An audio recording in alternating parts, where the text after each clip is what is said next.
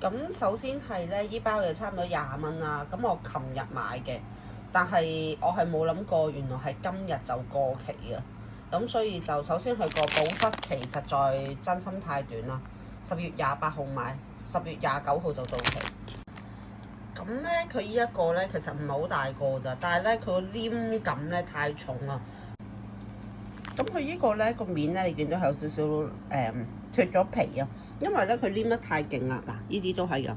第二咧就係佢個口感咧似比較硬嘅白糖糕，即係咧佢唔似係雞蛋糕嗰啲咁嘅口感，即係佢唔似蛋糕口感㗎，佢似白糖糕嗰啲咁樣咯。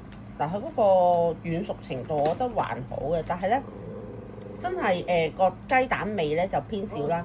個甜度甜咗少少，但係仲可以接受嘅。但係佢嗰個黏粒嘅感覺咧，我又覺得真心麻麻，因為咧佢已經有呢啲咁嘅防潮劑，冇理由係立到呢個咁嘅地步咯。我會下次買其他，我都未必會買聖安娜嘅呢一個嘅日式雞蛋糕仔。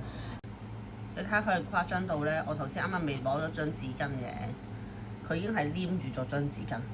我會食埋佢嘅，我唔會浪費。佢可以食埋，但係你問我會唔會買，我一定唔會再買。比較相近佢嘅就係山崎嘅雞蛋糕咯，但係我覺得嗰個咧係軟熟度高好多啦，同埋個味道啊，所有嘢我覺得勝過呢一個。希望大家會鍾意我呢個小開箱啦，咁記得 like 同留言，唔該晒。